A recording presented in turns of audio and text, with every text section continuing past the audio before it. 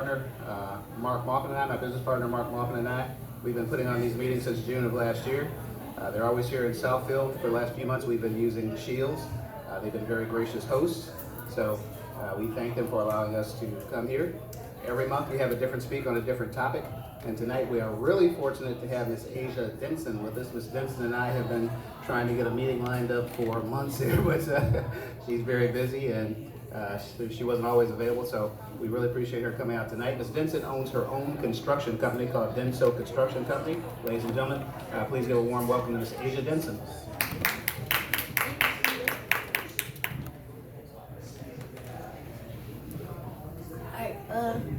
Evening. How y'all doing? Hello. Alright, my name is Asia Denson. I've been a licensed contractor since 2012. Yep, 2012. I've been officially unemployed. It'll be 10 years since October, so I'm excited about that.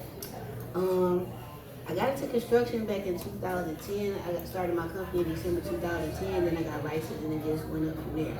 So he told me to talk about rehabbing, real estate, everything. So first thing I'll talk about is construction. When you're renovating a house in my area is mainly Detroit.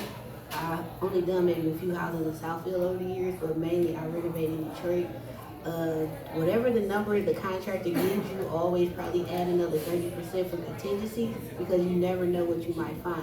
A lot of these old, especially the older ones, we get into like the historic neighborhoods that are 100 or more years old, those houses do not have insulation. So you have to, remember to add that to your bids. A lot of basements require a lot of renovation or rehab work to the basement because the foundation walls are starting to crack, peel, step ladder cracks. Sometimes you might have water coming in, you'll have to seal that as well.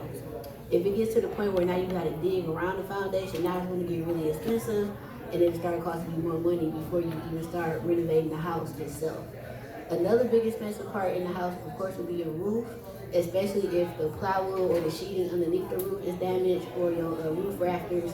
You got to repair all of that. Now you got to get into engineering plans for structure, and your permit price can go higher. Now you got to hire a structural engineer and so forth. The next probably expensive thing in the house would probably be all of your mechanicals. That's your heating and cooling, your plumbing, your electrical, and that's it.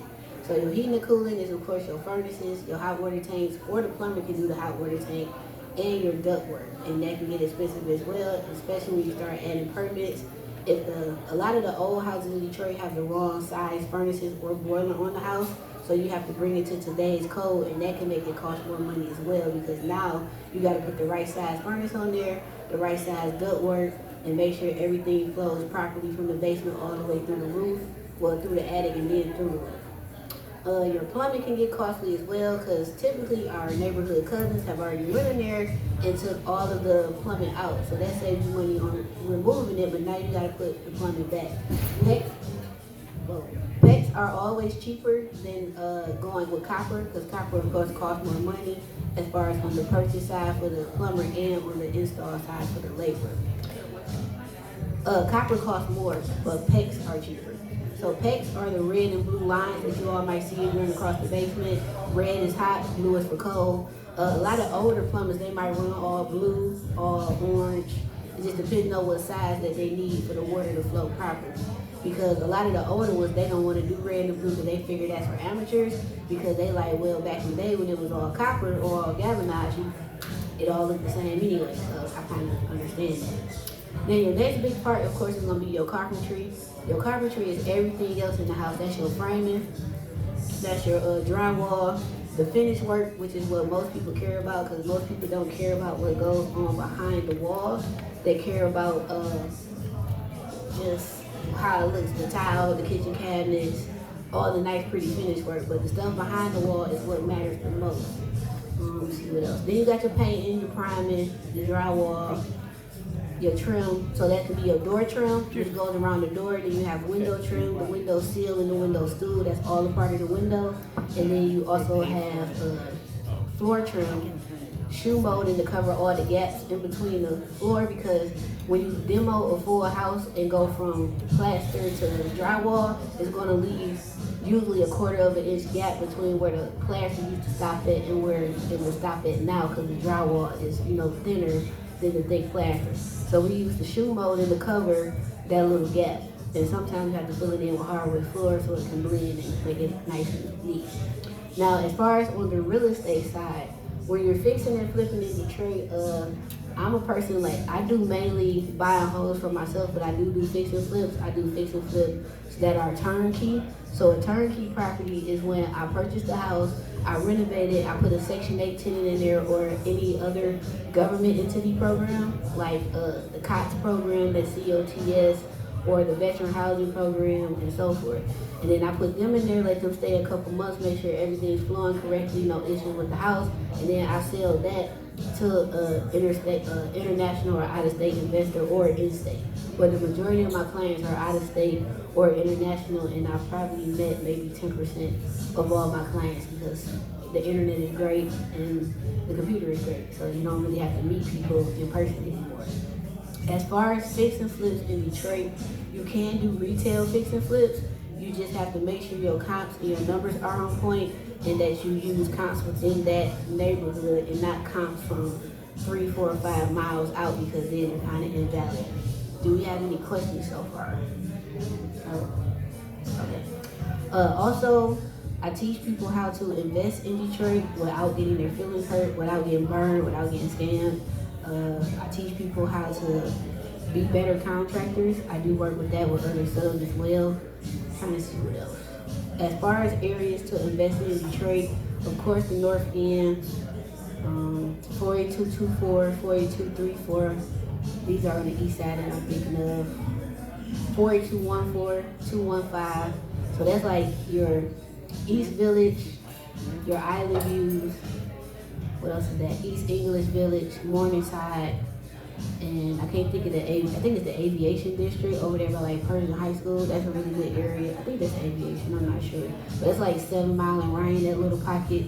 That's really good to invest in as well. You can do fix and flips over there too, especially as long as the rehab is not extensive to the point where you got to do a full gut renovation. It has to be, cosmetics. So cosmetics is when you just go in there, painting, you might update the kitchen, the bathroom, make it look nicer than what it is, and then you put it right back on the market instead of doing a full gut renovation. Another big thing that I'm going to continue to tell people about is called the Joe Louis Greenway. That's a really big project that's going on in Detroit. I actually just left a free meeting they just had in the city. It was probably 200-300 people that showed up, which is amazing. So the Joe Louis Greenway is copying the Atlanta Beltline. I don't know if anybody's ever been to Atlanta, Georgia, but they basically did what we're doing now. And once that Beltline got completed, it completely transformed the entire neighborhood of Atlanta it was in. So once they announced it on the news that the project was almost done, of course that's when the everyday person found out about it. And then rent went up, triple, 3-4 times the amount. Real estate prices went from maybe $100,000 for a house to $250,000 for a house, no matter what it looked like. Right now, new construction is selling over there for like $1 million, $1.5 million. It's ridiculous. But I went down there in December and I literally walked that Greenway, and once I seen it with my own eyes, I'm like, okay, I don't really think that the average Detroiter really understands what's about to happen here. Because the same way their rent went up, the same way their real estate went up is going to happen here. The average rent in Detroit right now is already $1,500 a month, which is crazy. Rent has always been, $6, $7, $850, $900 maximum. Probably, I'm 40 years old, probably the last 20 years, easy. But now the average in Detroit is $1,500. Even in Brightmoor, which is 48223, the average rent in Brightmoor right now like $1,250. In Brightmoor is a neighborhood where there's a house, 7 lots, a house, 6 lots, and so forth. Like, Brightmoor literally looks like you in the South. It looks like country farmland. Like, I own properties over there. I'm renting them out $8, $9, $950 a month, which is actually cheap compared to the rest of Detroit. And then they just announced that Brightmoor is getting $10 million to renovate the entire area. They announced that probably like back in October. So eventually Detroit, the average Detroiter is going to get priced out of their city if they do not own a home. And I really wish a lot of us really understood what was going on instead of being on the outside looking in. Especially when houses here used to be $500, $600, and $700. I personally bought houses back then for that price. I have the deeds to prove it. I'm talking probably 2012, no, probably 2013 to 2016. So that was during the DPS bankruptcy, the big three when they were going through their restructuring or whatever they want to call it, and when the city itself was bankrupt. So those houses are now, I think some of my $500 houses now probably worth about 60, 70,000. That's less than 10 years ago. Especially over this way by like old Redford neighborhoods. So we talking like 7 Mile, and probably Grand River area. Cause I think that's considered old Redford. And then when you cross Telegraph, that's Redford or something like that. Y'all got any questions? Go ahead. You mentioned that teaching people how to invest in Detroit. What do you charge for that? I actually have I do in-person classes. They were 300, but Can you repeat the question? Oh, I'm sorry. The question was that I teach people how to invest in Detroit. So what's the price? So I have an online class that's $249, which is basically probably 6 to 8 hours of content of previous classes that I've taught already. And then I do in-person classes as well. We do a big event here in August called Detroit Real Estate Weekend. We didn't do it this year, but I will bring it back next year. And those tickets, the workshop itself is like a couple hundred, but if you want the whole 3-day weekend price, those prices vary. Any more questions? Go ahead. You mentioned that you have a lot of flyers for your projects. Do you ever partner with anybody? They have property and you have flyers that are part of it? I wholesale, so I kind of do it that way. Like we a JV and split, but I haven't partnered in that aspect. I have got hard money lenders from people that way, and then they'll front me the money. I do the work, and then once I sell it, I pay them back. We'll do monthly payments or interest-only payments, or we've partnered to the point where they purchase the house, they finance everything. I manage the rehab, have my team do it, and then we split the profit. So I've done that too, but not a lot. But I've done it. Anybody else? Oh, go ahead. You mentioned you have a team. How is it finding people to work for you? Well, my original team I met in carpentry school because I went to carpentry school, and I just brought them with me. And then my team, well, that was my second team. My first team I met actually going to do an estimate for another investor, and whoever he was working with, they wasn't paying him right, but he did all the work. So he just walked out the house and was like, "Hey, what's your name?" And I was like, "Hey, what's yours?" And he told me his name, and we've been rocking ever since. That was 2012. So we've been working together since then. People see my work, they see how I operate. Other contractors, they talk to each other. They know that I do good business. I pay on time. I pay what you asking me. If I can't afford what you're charging, I just can't do it. I don't beat people down on their price because I don't think that's fair. I don't want nobody to do that to me. I'm big on who are you to tell me what I'm worth, and who am I to tell you what you're worth. So I don't argue the price at all with any sub. If I can't pay it, I just can't pay it. No hard feelings. Maybe we can work together on the next one. But a lot of my subs, they reach out to me just through word of mouth, or I'll reach out to them if I see them on social media, see they got good work. I started my contractors off with small jobs, so like something, I'm not gonna give you just no full house renovation off top. We gonna start off small, see how you do, and then work our way up that way. Always make sure you have a contract that clearly states what you are supposed to do as a general contractor or the client, what they are supposed to do, which is the scope of work.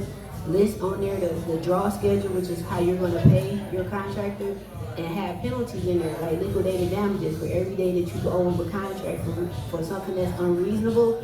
I'm deducting $100 a day or $300 a day, and that puts people on the time limit. I haven't had to enforce that. Fortunately, I should have on some projects from last year, but going forward, I probably will, especially when dealing with newer contractors. With my original team, I don't really have to do that. But it's Denson, DENSON, construction services. And that's how we can find you on like social. Yep. I have Instagram, YouTube, TikTok. I don't right now, but a lot of people have asked me. I am thinking about taking on maybe 10 people because I'm currently working on an online program, and I kind of need those 10 people to assist me with it, and so that way I'm helping them and they're helping me. Of course, I have to charge for it because it's still my time, but I'm not going to charge like what I probably could because we're helping each other. And then when I do those 10 people, they'll have lifetime access to that online course. Go ahead. Can you repeat that last question? Oh, her question was, do I offer mentorship? But oh, my personal Instagram is Lady Contractor, and my business Instagram is This and Construct Serve. But I post the same stuff typically on both. Any more questions? Go ahead.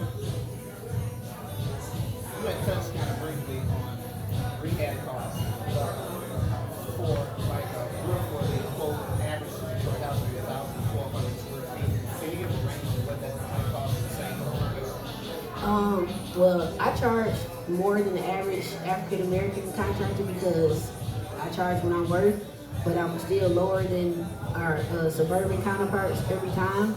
But I'm an actual real contractor. I have an office, I have all this. But so for me, an average roof in Detroit might cost you $8,000.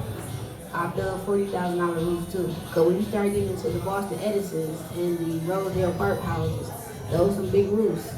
Especially the like Dexter Linwood area and where else? Atkinson Davidson, Virginia Park, those are some big roofs. Cause those flats are short across the front of the house, but they long, like the front of the house might be 60 feet, but that side, when you start walking the side, might be 150. And that's a one big roof, including the overhang. And then a lot of my roof projects, I include everything, and a lot of people just do the roof itself.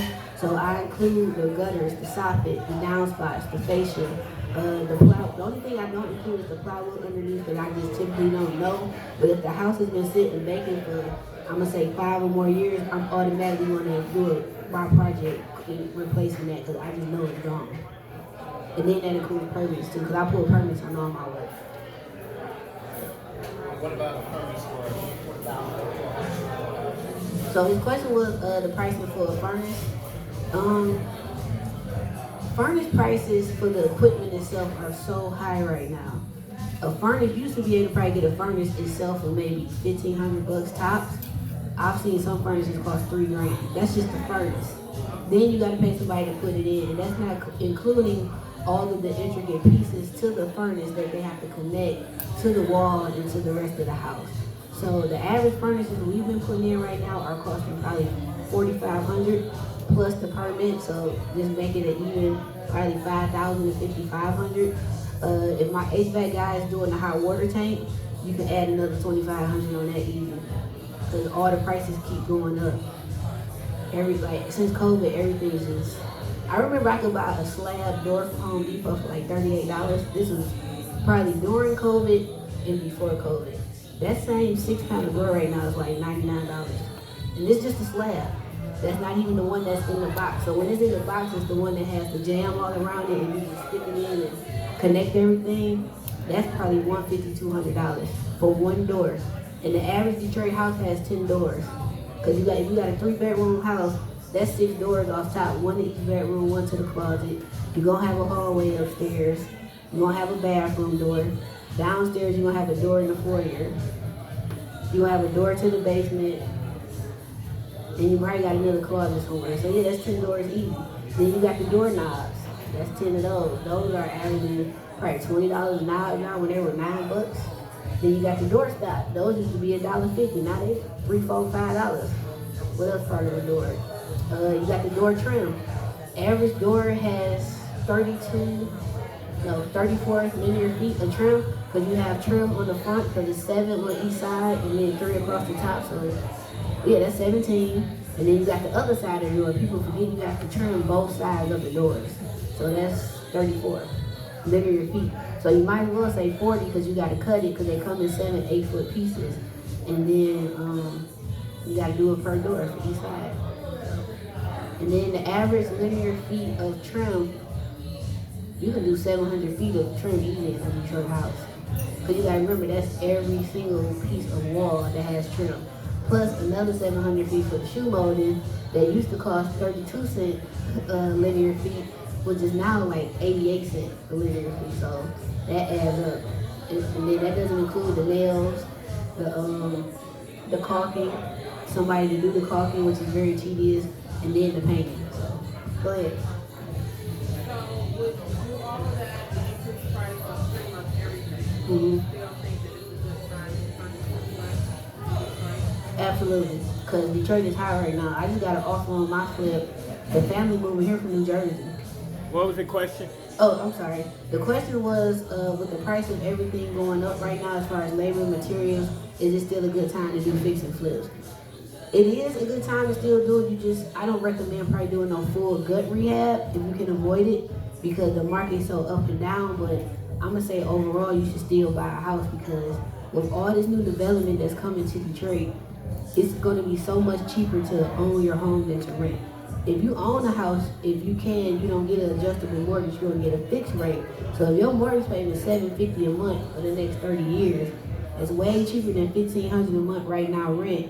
And then next year it's gonna keep going up. So now that $1,500 might turn into $2,500. Now you just outpriced. And where you gonna go? To the suburbs? Because eventually Warren and all that is going to be way cheaper to live in Detroit. Because what I'm noticing is that it's a reverse migration going on.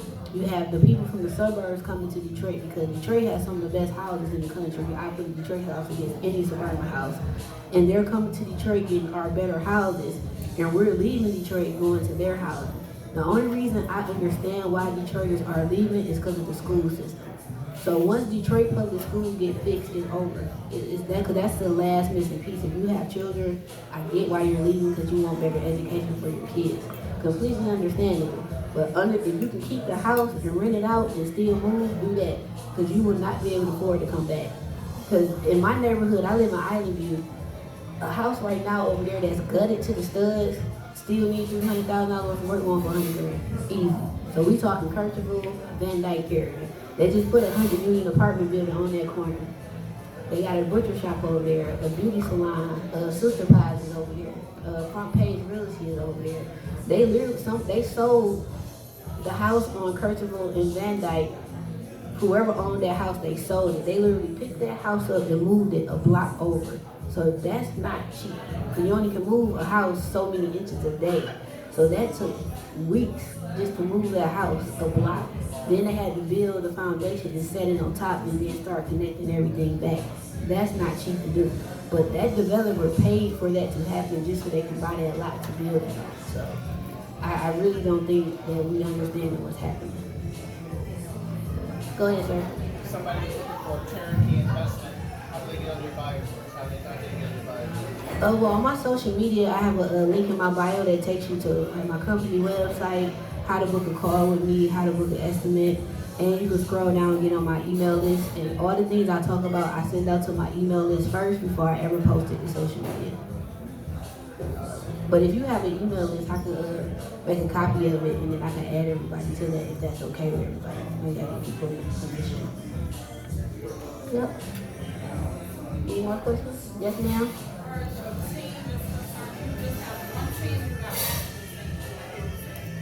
So the question was, as far as my team, how many teams do I have, correct? So, quick story. When I tried to expand and I used new contractors, they burned me. Unfortunately, the fortunate part about that is in my 2010 to 2013, so it's that 13 years of business, I've only got burned maybe 3 times. And every time it was when I tried to grow. So I just keep it to my same 2 teams. If I can't get to you, I just can't get to you. If you can't wait, I completely understand it, I respect it, and I move on. And a lot of my clients, they will wait because they know that we do good work. We do keep our word. We do what we say. We have integrity. You ain't got to worry about me or my team running off of money. I would love to have multiple teams, but it's hard out here for me too to get good help just like it is for the average person. So I rather just keep my same team, keep it tight where I can still manage it because I'm still a one-woman show. I'm the project manager, I'm human resources, I'm customer service, like I'm the estimator, I'm everything. I do have 2 virtual assistants. I had the first one, I think I've had her probably 3 years and I just got another one to help her. So they do a lot of the office work, but I would love to have multiple teams. Any more questions? Go ahead. What do you charge if someone wants you or someone from your company to walk through the estimate? Okay, so my estimates start at 260. It does come off the bid when I do send the estimate. Excuse me. The estimate is detailed, so everything is line itemized, which is great for when you want to use a hard money lender or a bank or insert person here. They want to see exactly what the house is going to have, or 2 or 3K loan or whatever. So that starts at 260 for a single family, and then a 2-family is 260 times 2, 3, and so forth. Once we get over 4 units, then I do like a custom house, because I'm gonna do like volume pricing, and then you can take that price off. So if the estimate comes to 100,000, I'm gonna take the 260, off of that. He had a question. Yeah, so as far as structuring for painters, things like that, you have to plan, you down payment, you buy materials, work where they might just So when I first started, I let one client buy materials. I would never do that again, because if you miss my pro sale call one time, I'm gonna be pissed. Cause I'm in line, like you holding the project up, and I had that happen once and never again. So I personally don't allow clients to buy any materials. The only materials I don't mind you buying is like when you get to finishing. You can buy tile, your fixtures, like your sinks and stuff like that. I don't care about that, but drywall and all the main stuff to keep the price off. Because as much as I'm at Home Depot, I gotta go there when I leave here and place an order. I don't want nobody slowing me down, because at the end of this job, I want to be paid, and I want to be paid on time, and I don't want nothing holding up my money.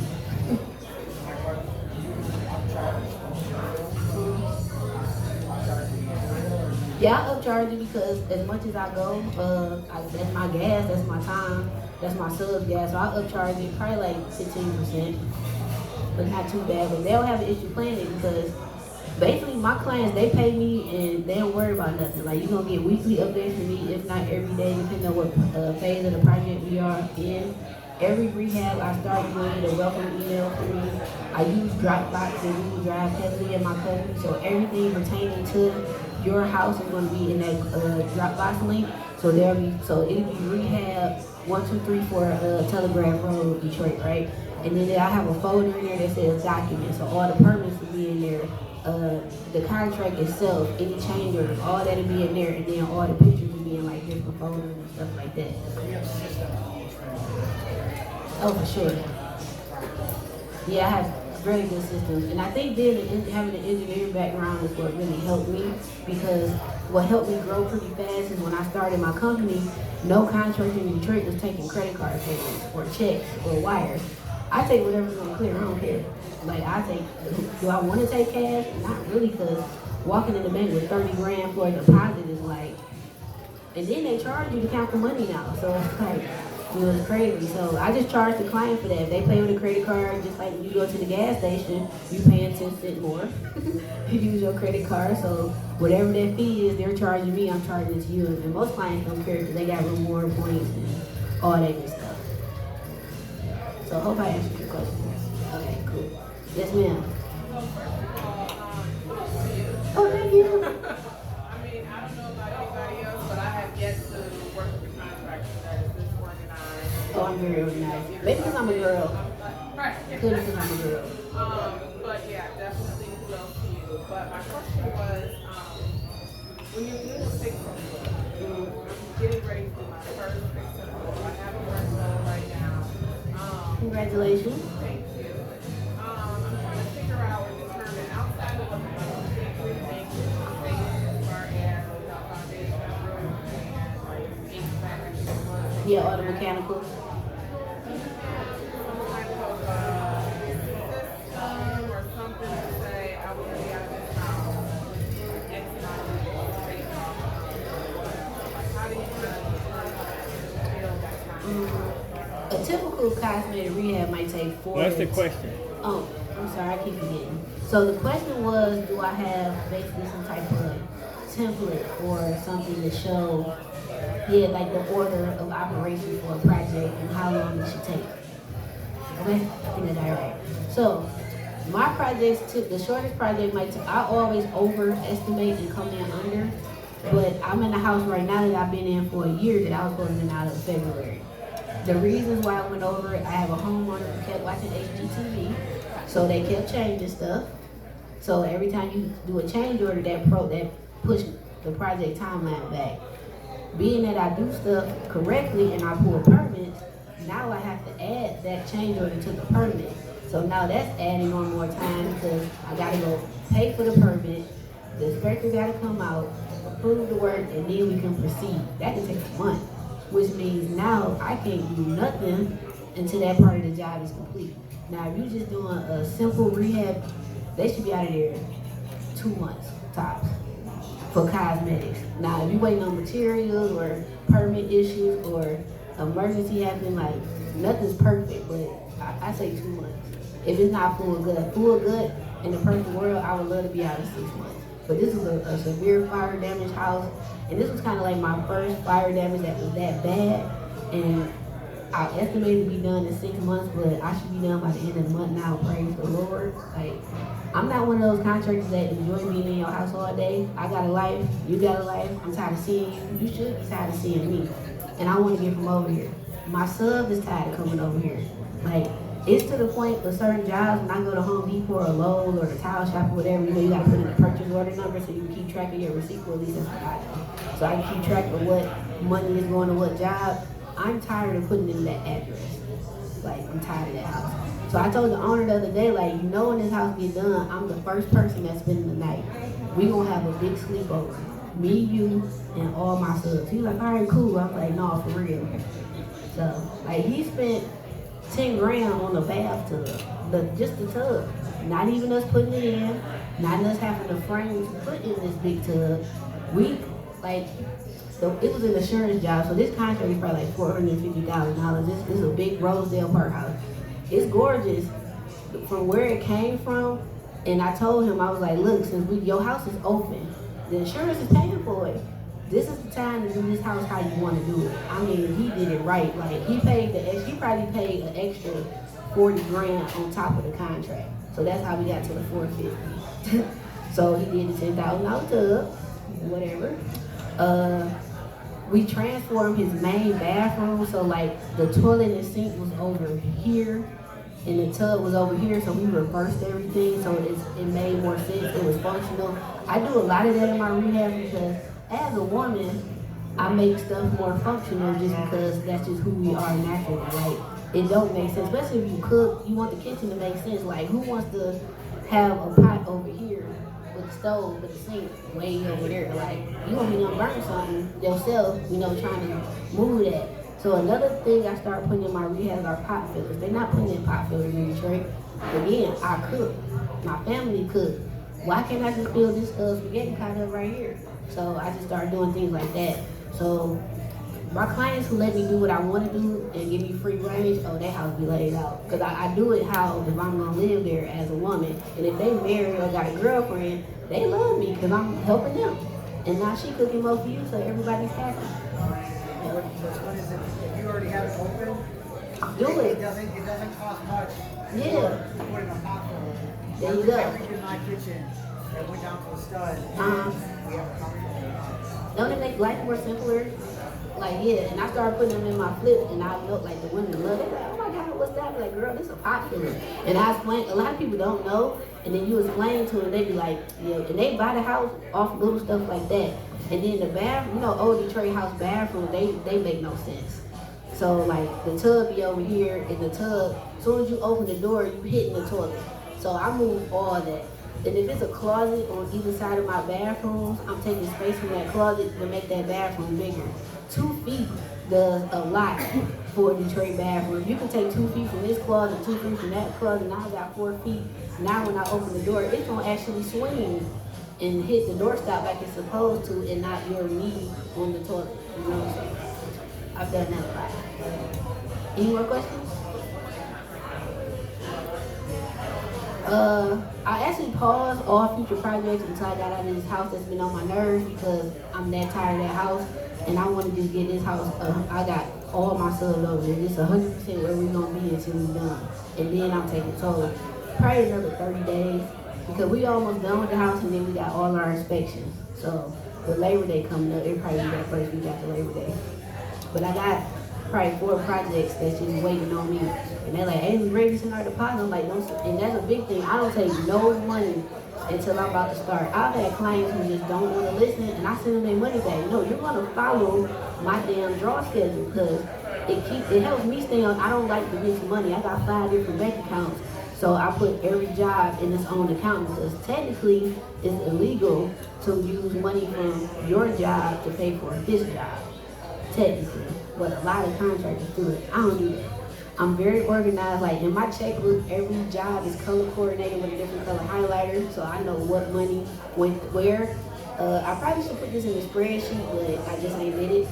But I use a regular black and white notebook, and I do the address at the top. So whatever Telegraph Road, I have an L over here for labor, an M over here for materials, and I write down every single item. So if an owner ever came to me like, you overcharged me, here you go. This is what everybody been paid. This is every single item I put in this house. And then being that I have Home Depot Pro and Lowe's, you know, they send me receipts. Every receipt is in a folder on my laptop. So now what's your argument? The few times I've been to court, I've won every single time. If you don't want to pay me, that's fine. I'll see you to court, and I'm going to put a lien on here. And in 5 years in the state of Michigan, I'm going to own your house because I can legally foreclose on your home in Michigan if you don't pay me after 5 years.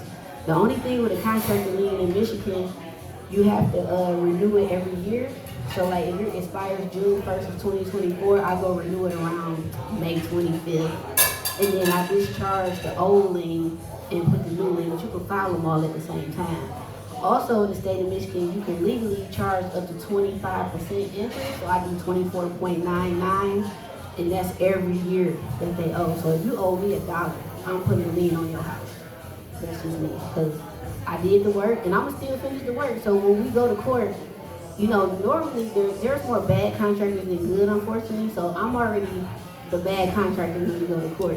But then I show that I actually finished your house.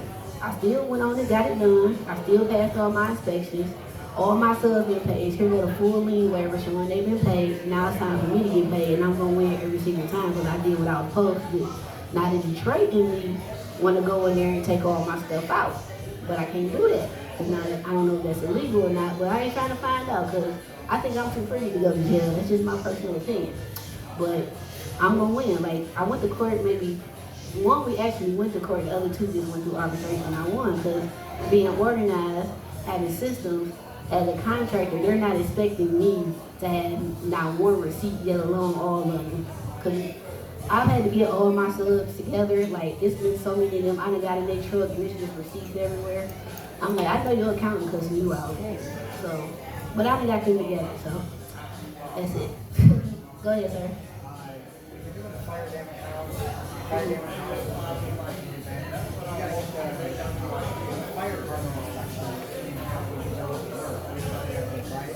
So on this one, they already had did it. What's the question? Oh, thank you. The question was, when you do fire damaged houses, do the fire inspector have to come inspect the house, right?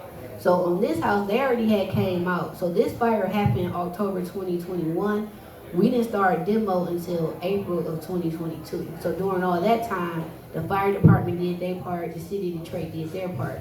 I think that typically when you do firehouses in Detroit or maybe Michigan too, that they want you to put the money in escrow. They have a fire escrow with the city of Detroit building department. For whatever reason, we didn't have to do that, but I made sure I followed the proper channels and got that in the email showing that, hey, so-and-so said I ain't got to do this. So when my final inspection comes, I don't have no hassle. So when you pull permits, well, when I pull permits, because everybody knows. So the building permit is the most important permit on the house. That's why when you become a licensed builder, you cannot let just anybody work under your license because your butt is on the line, right? So you have the heating. So on a full gut renovation, you're probably gonna have at least 10 to 15 inspections. You're gonna have your rough plumbing, your rough HVAC, your rough electrical, your rough building. Your rough building is gonna be framing. And then after framing, you're gonna have another building inspection for insulation. And once that is passed, and then the plumbers done pass HVAC and electrical, then they're gonna say, hey, Adrian, you're clear to close walls. Clear to close walls means now I can drywall and get moving. The hardest part is getting to the drywall phase. it's so hard. Before you kind of go further, Go ahead. where I was kind of referring to was after you do read the framing to fix the fire room. Okay. A lot of times they need a special inspection. Because it's been so much fire room, they need a special inspection, whether it be from the building inspector or whether it be from the fire department. I don't know where that comes from. But I know there's an extra Yeah. inspection that has to happen. Yeah, so the question was, there's an extra inspection that has to happen, or is there, when you do fire damage properties? And the answer is yes. So the city of Detroit, my inspector, that was assigned to my project, after we replaced all the fire damage, he came out and inspected that. And then we had to seal all the studs. Well, you can't only just seal where the fire was at, so I sealed the whole house with kills. It's a special type of kills you want to use. I think they made us use oil-based kills, I don't remember. And then they come and inspect that again when they do the framing inspection. And we had to replace a lot of the floor joists too. The biggest thing with fire, when the inspector comes in, he or she cannot smell fire. So if they still smell fire smell, they'll fail you. So you gotta make sure you air the house out. This one we had to replace all the subfloor downstairs. Like this was a full, like the house has shifted probably 6 times because of all the work we're doing. And we rebuilt the front porch with brick. The porch was kind of separated from the house, which I still gotta fix because it's in my warranty, because we doing all that work in there. So the house keeps shifting. Did I answer the question? Go ahead. You mentioned that there are more bad contractors than good, so There are. assuming that you're totally booked up, somebody can't reach you. I mean, how do they? What do they look for to find a good contractor? To find a good contractor, go meet him or her. If you have a bad gut feeling, listen to it. Like that's with people, that's with your relationship, and I do the same thing. If it don't feel right, don't do it. Go see their work. If you can see their work for a project that they currently have going on, where you can see the beginning, middle, and end, I definitely suggest that. I'm a big texture person, so when I interview new contractors, I'm going in there and I'm literally touching your walls. If that wall is not smooth at the base bottom, you ain't working with me. Because my quality level is just so high from working on the highway to where I know it ain't nothing gonna be perfect, but it needs to be 98.9% perfect. But another way to find a good contractor, you can use Yelp, word of mouth, of course.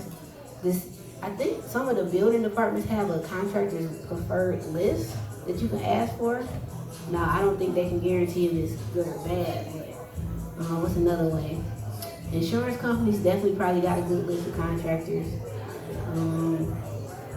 If you give them a contract and they kind of be hesitant to sign, don't work with them. That's a big red flag. If you only want to pay with a check and they don't want to accept the check, that's a red flag. Because I'm always paying with a check because I need to track where the money's going. So my CPA can see on the memo line that this payment goes to this job. So, everything works out good at the end of the year when I do my taxes. What's another good way? I guess having a draw schedule is a good way. If they want 100% of the money up front, that's a big red flag. I've had homeowners or investors give me the money up front, and at this point, since they don't listen, that really moves them to the front of the line because you just paid me all the way, so I'm gonna knock you out. But now everybody else gotta wait. If a contractor is doing too many jobs at once, I consider it a red flag. Now, if they got the team to support that, so be it. But if they don't, I think that's a red flag. The most jobs I ever did at once is 5, and that's pushing it for me because I'm still one person, and that probably would be my cap. Any more questions? No. Oh, go ahead, ma'am. Video online saying that you had took somebody refund check. Sure did. I didn't get to watch the video, but was it kind of a couple scenarios back because they didn't pay? So the question was, she saw my video when I talked about taking somebody's tax refund, which is legal, is crap in the state of Michigan. So in the state of Michigan, when a tenant is not paying the rent, this was a tenant-owned property that I own, she didn't pay her rent. So after I won in court for the eviction or whatever, because she didn't show up to the second court date, I got automatic judgment, whatever it's called. And then my attorney was like, hey, you can take her city and state taxes. No, I did not. So we applied for that. The thing is, you have to file the paperwork every year by November 1st to take this. So if they owe this year to get this year's tax, you gotta file by November 1st of that year. So in January, February, you can get their taxes. So she got her feelings hurt. I probably got like 1,900, and I think she filed bankruptcy after the fact, which I didn't care because it was just the point that you thought you won and you didn't. But she wasn't the only 18-year-old that was on the lease. So everybody over the age of 18, you can technically go after and sue. And I think in the state you have 7 years to sue, I believe. But I forgot the proper term for it, but any real estate attorney that specializes in eviction, they should be able to do it for you. It probably cost me $150 to do it, roughly. Go ahead. How did I start in construction? So I was a highway engineer for MDOT, Michigan Department of Transportation. I was an intern, well, co-op for them. And then I got hired in with a company. She ended up going out of business. And when I found out, I got a heads up, so I was able to save my checks. Because on the highway, I only work from April to October every year because, we get cold, we got frost laws. So when I got laid off, I was like, all right, let me take my company a little bit more serious because I don't ever want me being this broke to depend on nobody else but me. So if I lose it all because I messed up, I can live with that. But it ain't gonna be because nobody else messed up. So that's kind of how I got started. And then I grew up around construction. My granddad had a big construction company. He was a big carpenter in Columbus, Georgia, and Smith Station, like Montgomery, Alabama, Macon, Georgia, all down there. And then my dad was a brick mason, he's retired. My brother was a brick mason, he's retired. My uncle was a brick mason, he's retired. And my other uncle, he was a mechanical engineer, but he was also a carpenter. So all of that gumbo is me, how I got started. Any more questions? Go ahead, sir. When you first got, you mentioned that you're also a wholesaler. When you first got started in real estate, did you start with flips or wholesaling? Wholesaling. I was broke, so wholesaling, I probably made 100 grand my first year wholesaling. What was the question? Sorry. Thank you. The question was, how did I get started wholesaling? No. When you started real estate, did you start with fix and flips or wholesaling? When I started real estate, did I start fixing, flipping first or wholesaling? I started wholesaling first, which I recommend to anybody, especially if you have no money. And then I started using my wholesale money to purchase my properties because I'm a wholesaler, so I'm getting them at better pricing than anybody out here, so I can go direct to the seller, get the house. I built my bank up, built my credit up, and then I started using my credit cards to fund my fix and flips. So they have this thing with credit cards called a balance transfer. One day Chase sent me like 6 checks, and in the checks it said, hey, use these checks to do whatever you want. You can pay off debt, you can purchase a property. I was like, purchase a property?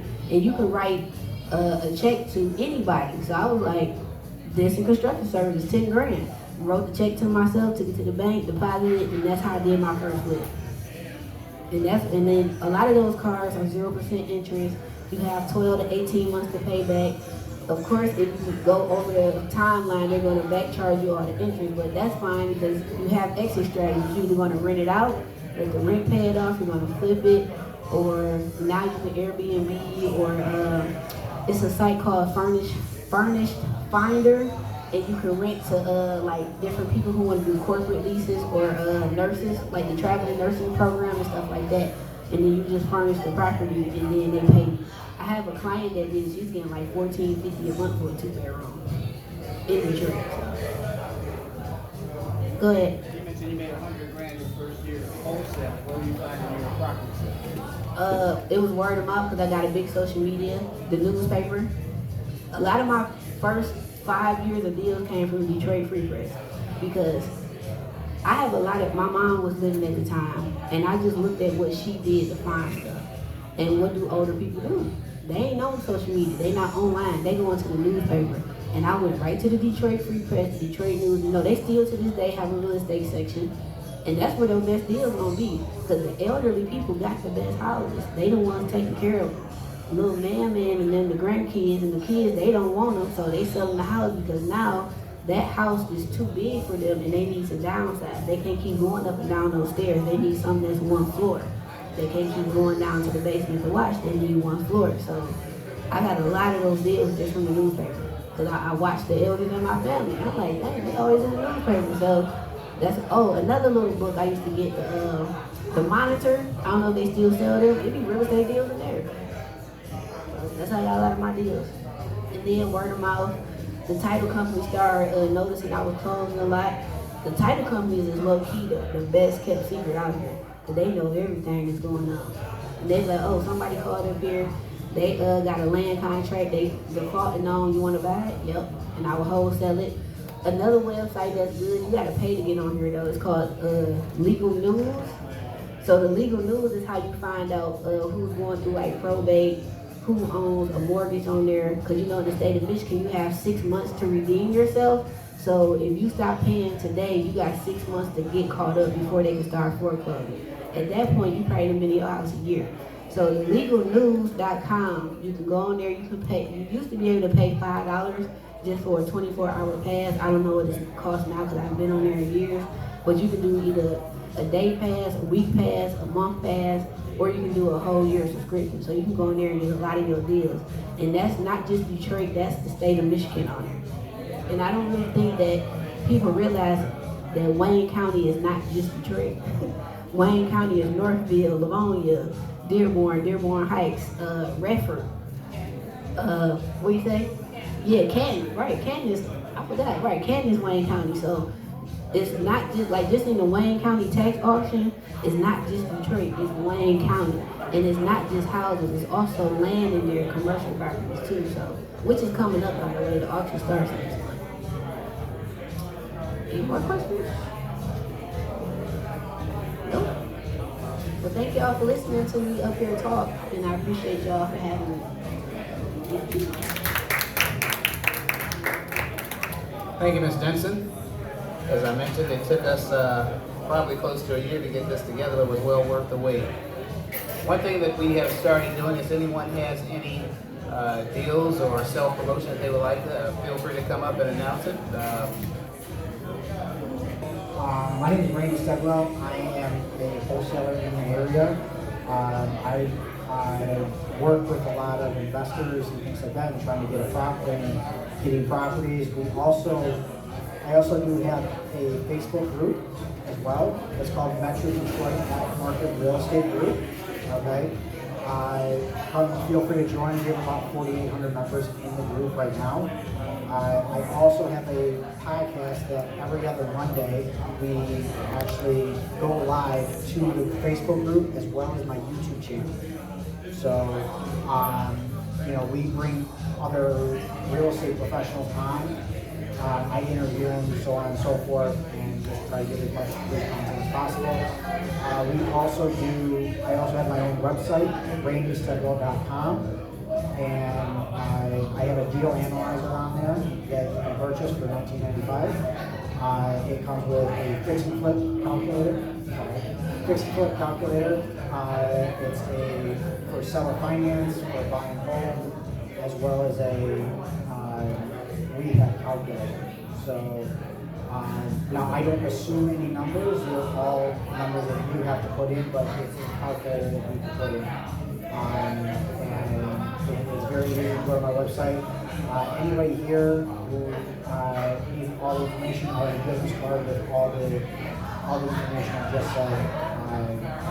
So again, Randy Stedwell, and if you look at me on YouTube, it's at Randy Stedwell on YouTube as well as randystedwell.com. Thank you. Thank you. Randy, question for you. That $19.95, is that a monthly subscription or is that a one-time? That is a one-time fee. $19.95 one time. It's an Excel spreadsheet. So it's a one-time fee and that's it. Okay, thank you.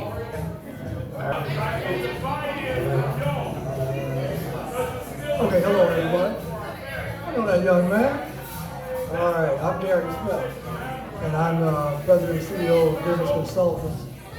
Do business in Black Swan Capital. What I do is I'm a private money lender for commercial real estate.